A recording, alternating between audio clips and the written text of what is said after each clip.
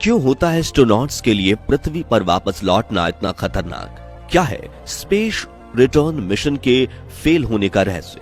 16 जनवरी 2003 NASA के Colombia space shuttle ने Florida के कैनेडी स्पेस सेंटर से अंतरिक्ष के लिए कामयाब उड़ान भरी। स्पेसक्राफ्ट कोलंबिया की यह 28वीं फ्लाइट थी, जिसमें भारतवर्ष की पहली लेडी एस्ट्रोनॉट कल्पना चावला सहित कुल 7 लोग सवार थे। अगले 15 दिन 22 घंटे और 20 मिनट तक इन 7 एस्ट्रोनॉट्स ने स्पेस में रहकर कई एक्सपेरिमेंट किए और फिर 1 फरवरी 2003 के दिन वक्त आया इन जाबाज अंतरिक्ष यात्रियों का पृथ्वी पर वापस लौटने का।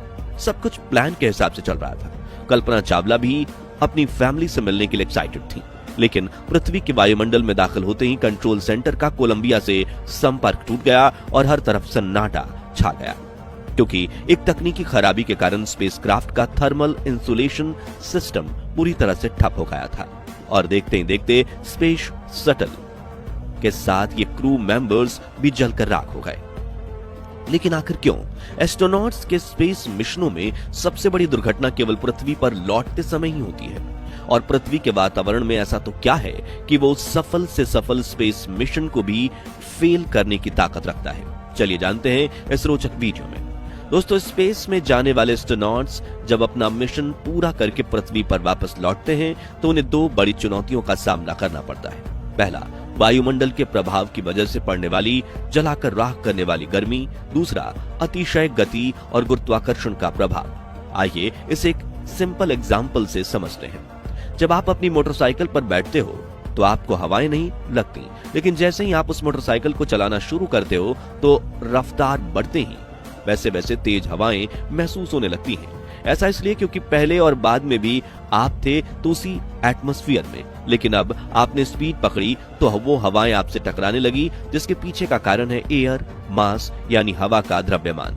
वातावरण में अनेकों तरह के गैसेस मौजूद होती हैं, जैसे कि ऑक्सीजन, कार्बन डाइऑक्साइड और नाइट्रोजन वगैरह। इन सभी गैसों का मास अलग अलग होता है और इनके एटम्स भी अलग होते हैं। अब जब आप खड़े होते हैं तो हवा के एटम्स आपसे धीरे धीरे टकराते हैं, लेकिन जब आप तेज रफ्तार में आगे बढ़ते हैं तो उन एटम्स और आपके बीच की टक्कर तेज हो जाती है और आपका शरीर उन एटम्स यानी अणुओं को साइड में धकेलते हुए, जिससे आपको हवा की तरफ से टक्कर और दबाव महसूस होता है।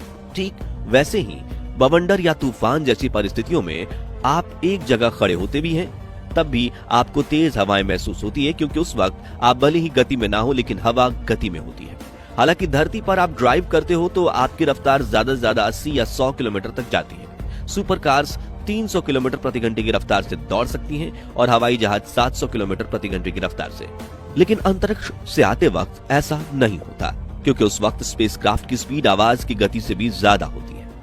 अब आमतौर पर साउंड स्पीड 1236 किलोमीटर प्रति घंटा होती है, जिसे माक 1 कहा जाता है। लेकिन पृथ्वी के वातावरण में प्रवेश करने के लिए अंतरिक्ष यानों को माक 25 यानी करीब 28,000 किलोमीटर की सुपरसोनिक स्पीड बनाए रखनी होती है। और जब इतनी तेज रफ्तार में स्पेसक्राफ्ट हवा के अणुओं से टकराता है तो टक्कर की स्पीड इतने मिली सेकेंड्स में होती है कि उन एटम्स को साइड करने का मौका नहीं मिलता, बल्कि इस टक्कर से एटम टूट जाते हैं। और जब 1 मिनट में इस तरह लाखों एटम टूटते हैं तो बहुत ज्यादा एनर्जी रिलीज करते हैं, जो घर्षण यानी फ्रिक्शन की वजह से आग में तब्दील हो जाती है। इसलिए जब भी कोई स्पेसक्राफ्ट वायुमंडल में दाखिल होता है तो उसके आसपास आग जलने लगती है और इसी आग व घर्षण के कारण तापमान 3000 डिग्री सेल्सियस तक पहुंच जाता है, जो लोहे तक को पिघलाने की ताकत रखता है। ऐसे में इंसान तो इसके सामने कुछ भी नहीं है। दोस्तों, इन्हीं गर्म हवाओं के बचने के लिए स्पेसक्राफ्ट की ऊपरी सतह पर एक खास तरह की हीट शील्ड लगाई जाती है।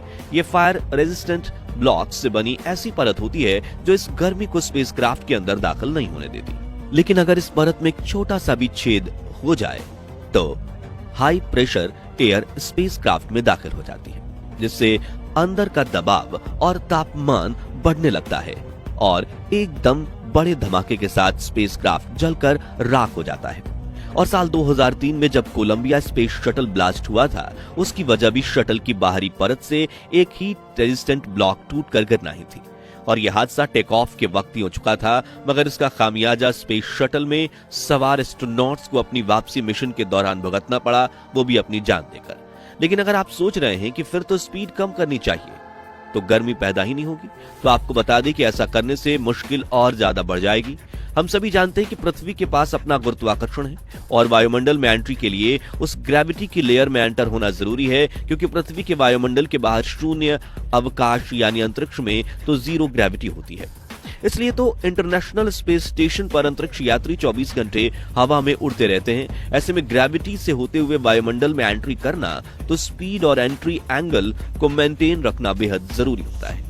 इन दोनों में जरा सी भी ऊंच नीच आई तो बड़ी समस्या हो सकती है, जैसे कि वायुमंडल में प्रवेश के दौरान एंट्री एंगल थोड़ा बहुत ऊपर नीचे होगा और स्पीड कम होगी तो वो पृथ्वी के वायुमंडल में मौजूद वायुओं से टकराकर उबड़ खाबड़ रास्तों की तरह उछलने कूदने लगे और वापस स्पेस में चला जाएगा और कोई अलग ही ऑर्बिट में चक्कर लगाने लगेगा।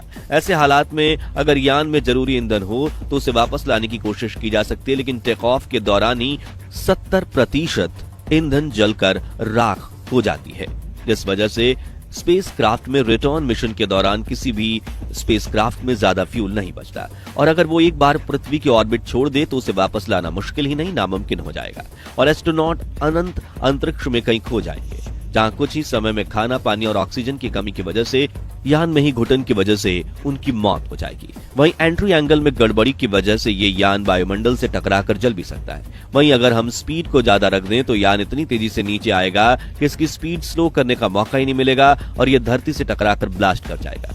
इसी से आप ये समझ गए होंगे कि अर्थ रिटर्न मिशन में स्पेसक्राफ्ट की स्पीड और एंगल का सही करना कितना जरूरी है। इसके अलावा अगली समस्या है स्पेस ड्रेबिस यानी अंतरिक्ष में तैरने वाले पत्थर और छोटे कणों से टकराने का खतरा। दरअसल धरती के वायुमंडल में पहले से हजारों टन स्पेस ड्रेबिस मौजूद हैं। अगर वापसी के दौरान कोई छोटा सा मलबा भी टकरा जाए तो वह स्पेसक्राफ्ट को नुकसान पहुंचा सकता है। चलिए अब मान लेते हैं कि 28,000 किलोमीटर प्रति घंटे की रफ्तार से यान ने वायुमंडल में एंट्री कर ली और एस्ट्रोनॉट भी सेफ हैं, लेकिन इतनी तेज रफ्तार पर लैंडिंग करना नामुमकिन है और रनवे पर लैंडिंग के लिए 100 किलोमीटर प्रति घंटे से भी कम रफ्तार को सेफ स्पीड माना जाता है। वहीं अगर इसे समंदर या रेगिस्तान में स्प्लैश डाउन लैंडिंग कराई जाए तो रफ्तार 30 किलोमीटर से भी कम होनी चाहिए। ऐसे में स्पीड कम करके धरती पर सुरक्षित लैंडिंग के लिए स्पेसक्राफ्ट पैराशूट और रिट्रो थ्रस्टर्स का इस्तेमाल करता है और 28,000 से 30 किलोमीटर की रफ्तार पर पहुंचने के लिए इसे 20 मिनट का समय लगता है। यानी पूरी जिम्मेदारी पैराशूट और थ्रस्टर्स इंजन पर आ जाती है और अगर इनमें से कोई भी फेल हो जाए तो स्पेसक्राफ्ट बहुत तेजी से गिर सकता है, जिससे बहुत बड़ा हादसा हो सकता है। यानी स्पेस से रिटर्न होने का मिशन वहां से जाने से कहीं ज्यादा रिस्की और खतरनाक है और तकनीकी रूप से बेहद जटिल भी, जिसमें गलती की कोई गुंजाइश नहीं होती क्योंकि एस्ट्रोनॉट्स की जान दांव पर लगी होती है।